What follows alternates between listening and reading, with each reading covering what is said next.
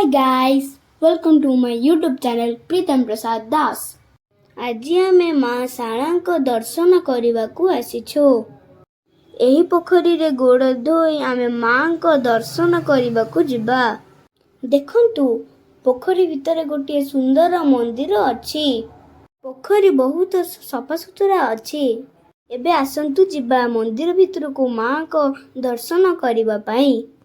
ଦେଖନ୍ତୁ ମନ୍ଦିର କେତେ ସୁନ୍ଦର ଦେଖାଯାଉଛି। ଏହା ହେଲା ମନ୍ଦିରର ସମ୍ମୁଖ ଭାଗ। ପ୍ରଥମେ ମାଙ୍କୁ ପ୍ରଣାମ କରି ତାଙ୍କ ଆଶୀର୍ବାଦ ପ୍ରାପ୍ତ କରିବା। ଦେଖନ୍ତୁ ମାଙ୍କ ମନ୍ଦିର କେତେ ସୁନ୍ଦର ଦେଖାଯାଉଛି। ମା ଶାରଳାଙ୍କ ଦର୍ଶନ କଲେ ସବୁ ଦୁଃଖ କଷ୍ଟ ଦୂରେଇ ଯାଏ। ମାନେ ବି ଥରେ ମା ଶାରଳାଙ୍କୁ ଦର୍ଶନ କରିବାକୁ ଆସନ୍ତୁ ଓ ତାଙ୍କ ଆଶୀଷ ପ୍ରାପ୍ତ କରନ୍ତୁ। ଆପଣମାନଙ୍କୁ ମୋ ଭିଡ଼ିଓ ଭଲ ଲାଗିଲା ତ please like and subscribe O comment କରିବା ଭୁଲିବେ ନାହିଁ। ଜୟ ମା ଶାରଳା।